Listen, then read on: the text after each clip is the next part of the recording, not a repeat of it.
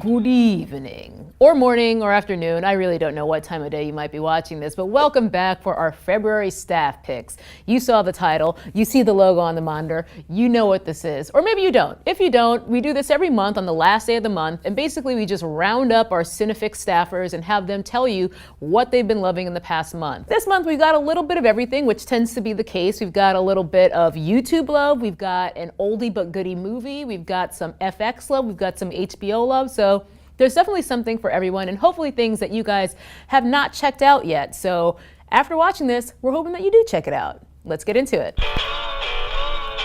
So a hot new show from the CW, which is doing a really good job of putting hot young folks in stressful situations, has a new one for you. It's called Riverdale, and it's a lot of fun. It's sort of a guilty pleasure kind of thing. I wouldn't call it like incredible TV. It's an interesting mixture. It pays homage to Twin Peaks. So it's taking the Archie comics we all know and love and kind of freshening them up, putting them in a completely different, very dark kind of packaging. A whodunit. There's a body in the beginning and they're trying to figure out who done it. Was it Archie? Was it Betty? Was it Veronica? We don't know, but they all look good doing it, and it's a lot of fun. Part Twin Peaks, part Friday Night Lights, part Bring It On. I guess it's a guilty pleasure because I'm a dude, but I watch it and I like it. All right, so my staff pick for this month is Big Little Lies. So this show is a dramedy miniseries on HBO. It's mostly a drama though, but there are really great tidbits of very sassy comedy in there, which I didn't expect, and I think that's why I liked it even more. So this show has a stellar cast with some big A-listers like Reese Witherspoon and Shailene Woodley and Nicole Kidman. The story follows these mostly elite and very wealthy women in Monterey, California after a suspicious death occurs in their little town. Don't be fooled, okay, it's not like this super melodrama, even though some people kind of relate it to Desperate Housewives.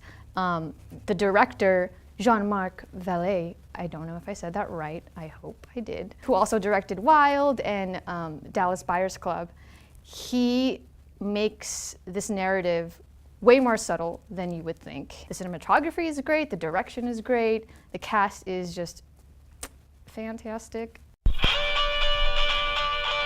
Hey everybody, my pick this month is Terry Gilliam's Brazil from back in 1985. Now, it's never a bad time to go back and watch some sort of older dystopian sci-fi, but particularly this one is super relevant nowadays. Brazil is about essentially this dystopia that is like this bureaucratic nightmare. The movie is literally about a guy going insane, losing his mind, trying to fix a typo, essentially. It's a really, really interesting sort of fantasy, kind of wish fulfillment about this everyman sort of ho-hum life that he's living and trying to break out of this system that he didn't even really realize he was a part of. What's really interesting about this is everybody that lives in this society has sort of given over to this sort of really strange, kind of almost steampunkish technology, and culturally it's all super weird, and everybody sort of absolved themselves of responsibility for any of the decisions that they have to make because everything is just so bureaucratic and so insane. And on top of that, it's just a bonkers movie. Like, it's Terry Gilliam, who was a Monty Python alum. He's a crazy guy, he's a crazy filmmaker, and this one is a very interesting movie, and it's even more relevant now than it probably was when he made it. So now is a great time to go back and revisit Terry Gilliam's Brazil. All right, guys, so this is my unofficial pick for the month. It's Get Out, but since Clint and I already did a fairly extensive rave review, spoiler alert, we loved it, be sure to check that out. But if I didn't have another pick for this month, Get Out would be it. My real pick for this month is a little bit strange. It's actually a YouTube channel, and the channel is called Captain Christian. That's K's on Captain and on Christian. Basically what he does is video essays on all of the things that he loves. So he's done them on all sorts of topics. He's done Childish Gambino, Frank Ocean, Futurama and the science of comedy, and the history of Adult Swim. So really just a bunch of things that I already like. It's sort of like that saying in High Fidelity in the book, and I think they also use it in the movie. It's like, it's not what you are like, like, it's what you like. Well, Captain Christian and I like all of the same things, so I've really been digging his channel. If you come to CineFix, you're probably used to getting a lot of that content where you get a lot of takeaways, you know, with movie lists and things you didn't know, where it's sort of edutainment, what's the difference, but like in a fun and interesting way. He does really, really cool commentary and explorations and deep dives on all sorts of really interesting topics. It's really, really just well produced, well done, and just really elevating the YouTube game. So I highly recommend checking his channel out if you have not already, because he does great work, and as far as I can tell, he's a one-man band. So I don't know how he does it all by himself, but he's doing great things. A show I would love to recommend is Baskets. It's in its second season now, and I guess it's beloved by a smaller audience, but I hadn't really heard about it until my girlfriend turned me onto it. And it's incredible. It's very beautiful.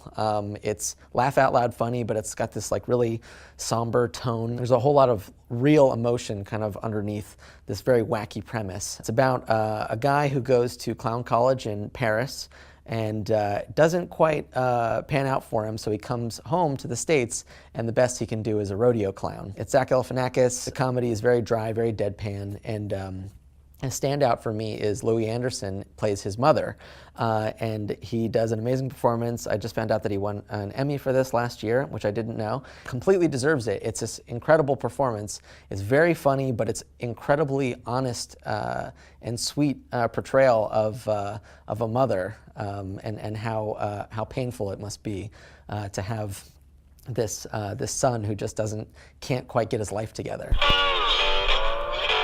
All right, guys, there you have it. That's what we've all been loving this month. And make sure you guys come back at the end of March for our March staff picks, because we're going to have all new cool things for you guys to check out, hopefully. So make sure you subscribe, follow us on all the social medias and so forth.